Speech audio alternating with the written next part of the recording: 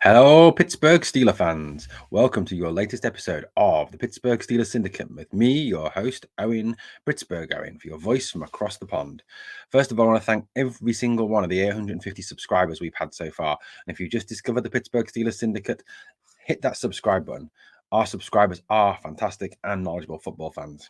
So today I want to talk about the concerns still surrounding the Steelers' depth charts, the Steelers' depth at certain positions. I want to split this down into two categories. First of all, I want to split this down into real, genuine concerns over the depth. Is there depth there enough to cope with the 2022 season? The second category I want to put it into is quality depth. Is there enough quality depth there behind the starters? That's the two categories that I'm going to put them into. I'm going to start with what I consider the biggest concern for me at this moment in time, and that is the running back depth.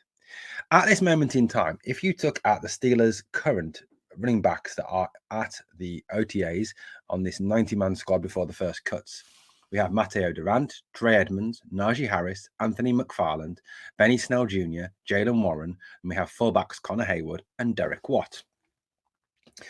Now, I know what you're all saying. Owen, it's only May. Yes, I know it's only May, but why I'm doing this is I'm doing it as raising a question.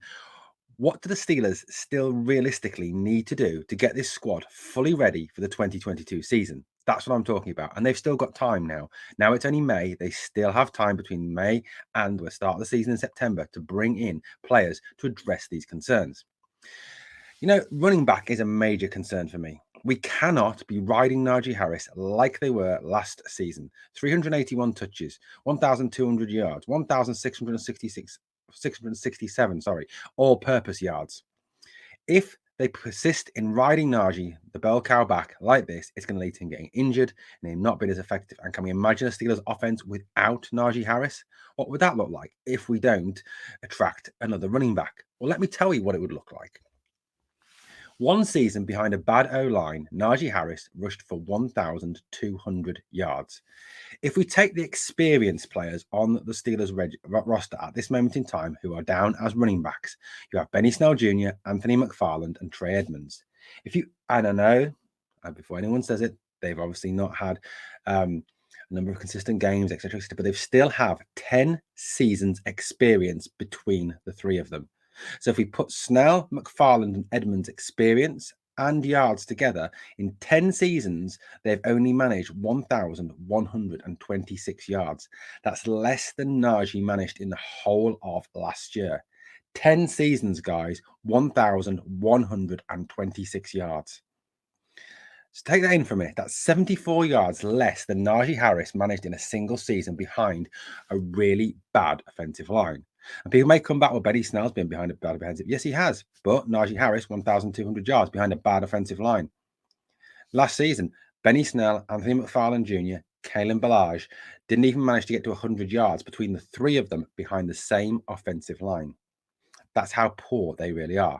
Now, there's a lot of pressure on this kid from Duke, Matteo Durant, to deliver and come in and be the Steelers' savior. But that's a lot of pressure to put on a UDFA who the Steelers signed after the draft, someone who was not drafted by any team.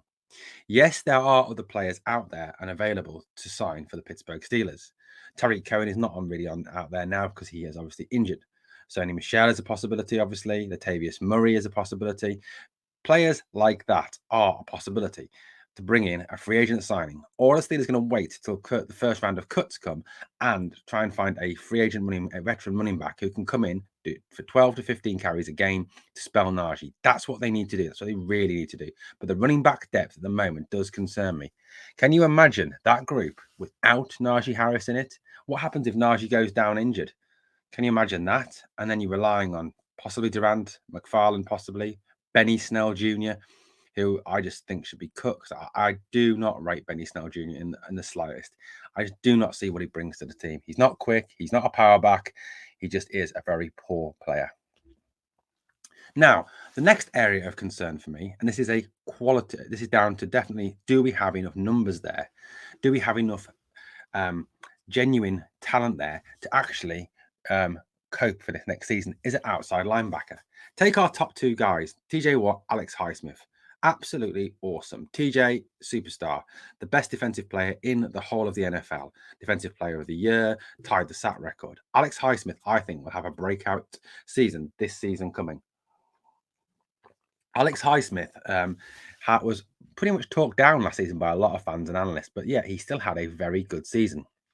But behind Alex and TJ, we have Jannard Avery, who was a free agent signing from the Eagles, Derek Tusker, who did not too bad last season. If we look at the numbers for Tusker last season, 24 total tackles and 2 sacks. Avery, in terms of his entire career, is 7.5 sacks, 101 total tackles, 1 forced fumble. You also have Delonte Scott, who's not on that list, who was with the Packers in 2020 on the practice squad, and we have no stats for him.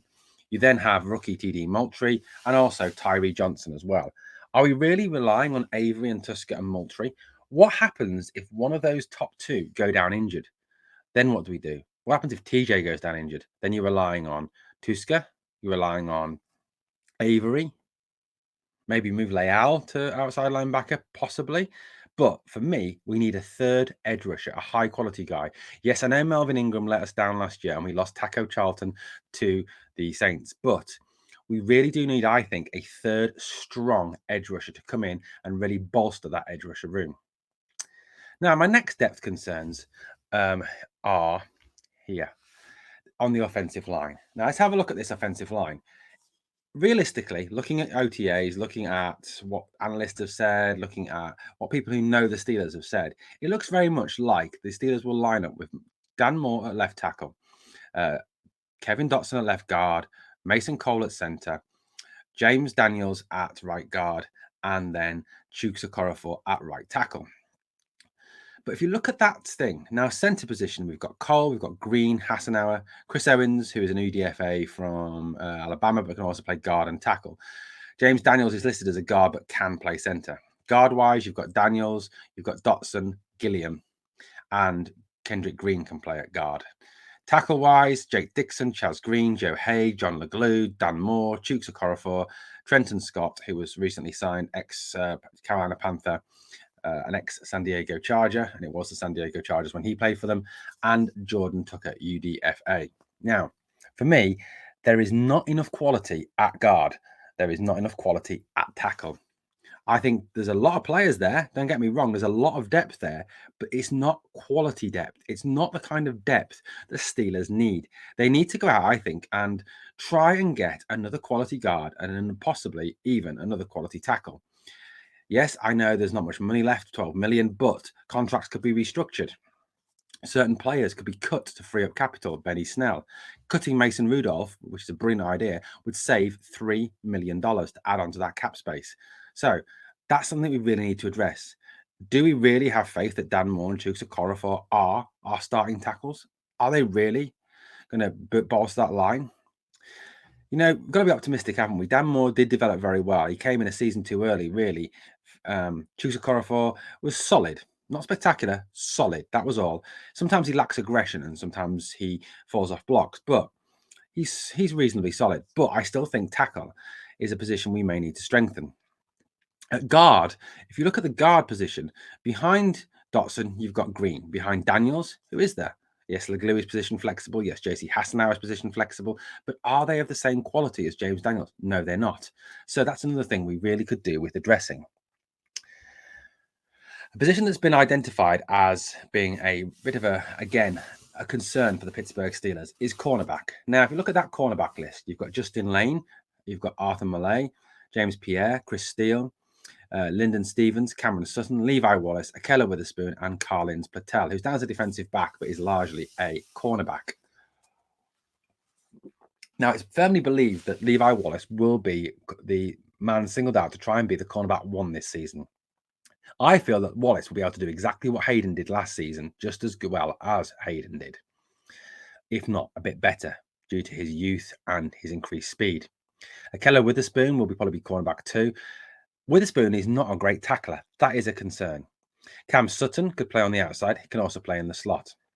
Mollet as well can play in the slot, nickel, dime, etc. But after the first three, after Sutton, Wallace, and Witherspoon, who is there? Justin Lane, third round pick, not great. James Pierre, UDFA, Perhaps needs another season to develop, but he was taken out of the firing line last season after some pretty poor performances. So my concern there at cornerback is, who do we have behind those top 3 cornerbacks? That might be something we need to look at in the long term. These are all questions. Now, I know we can't address every single position. We haven't got the funds. These are just talking points to get you and Steeler Nation thinking. The final position I want to think about is the defensive line. Now, the defensive line has a large knot of numbers, but does it have the quality? That's the question. Yes, you sometimes have that saying we have. You can't see the wood for the trees. We've got a lot of trees there. Tyson Alualu, DeMarvin Leal, Isaiah Loudermilk, Henry Mondeau, Stephon Tuitt, Montrevious Adams, Daniel Archibong, Carlos Davis, Khalil Davis, Cam Hayward, Donovan Jeter, and Trayvon Mason. What I did was I mocked up a little, I think, of how that might look. Now, I don't think they will keep 9 defensive linemen by any stretch of the imagination, but Hayward, Alualu, and Tuitt would be your ideal starting defensive line, but questions still hang over the Stephon Tuitt's return. I know Cam and Tyson have tweeted that he's working out and intends to return, but there is nothing firm about Stephon Tuitt returning, and we played that guessing game, didn't we, last season? Behind him, you've got Leal, Adams, and Wormley, then Loudermilk, Davis, Mondeau. There's other players, like I said, on that list, like Davis, Jeter, Mason. Now, if Tuitt doesn't return, who plays in his spot? Wormley? Wormley's a good depth piece. He's not a starter. He is not of starter quality. I know he had his best season last season, but he is not of starter quality. It would be asking a lot for DeMarvin Leal to come in and take that place straight away. And maybe that's not even the Steelers' plan, given the fact they've asked him not to bulk up. Could Montrevious Adams fill in there? Well, possibly, but is he of same quality as Tuitt? Tuitt brings a special type of quality. If Tuitt doesn't return, I believe the Steelers should move heaven and earth to bring in Akeem Hicks from the Chicago Bears. I think his quality, his veteran leadership would be fantastic on this line. Sign him to a 1-year deal and give it a chance to further develop Isaiah Loudermilk and DeMarvin Leal and bring them on behind Hicks, Alualu, and Hayward. That would be my answer anyway. So these are all concerns to get you thinking, Steeler Nation. Biggest concern, obviously, for me is the running back and the outside linebacker positions. These desperately need addressing. Possibly followed in 3rd place by the defensive line if Stephon Tuitt decides not to return, if he ever makes a decision, that is. So, Steeler Nation, let me know what you think. Drop a comment below. Tell me who you think, why you think the areas of concern are, or are you happy with the roster we've got going into the 2022 season? They are all bigger concerns for me than the quarterback battle. All things that we need to be considered more than the quarterback battle. Thanks for watching, guys. And if you're still watching and you enjoyed the content, hit that subscribe button. Come and join the Pittsburgh Steelers Syndicate, the biggest, fastest growing page on a YouTube channel on the Pittsburgh Steelers. Thanks for listening, guys. And let's finish this with, here we go, Steelers. Come on.